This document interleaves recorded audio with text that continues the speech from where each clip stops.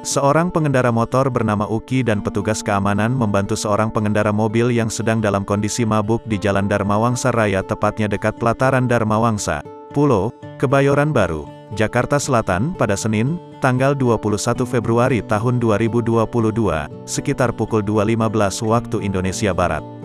Awalnya, Uki melihat sebuah mobil berwarna putih yang berhenti dalam kondisi menyala di pinggir Jalan Dharmawangsa Raya sejak pukul 23.30 waktu Indonesia Barat. Pengendara mobil tampak muntah dan terkulai lemas di dalam mobil. Ia pun kembali lagi ke lokasi pengemudi tersebut untuk mengecek kondisi pengendara. Yuki dan petugas keamanan pun membantu menenangkan pengendara mobil yang berumur sekitar 40 tahunan tersebut. Mereka memastikan kondisi pengendara tersebut aman dan bisa melanjutkan perjalanan. Pengendara mobil sempat ingin memberikan uang tetapi ditolak oleh petugas keamanan. Uki awalnya khawatir jika pengendara mobil tersebut mengalami kecelakaan lalu lintas atau bahkan dibegal penjahat di jalan.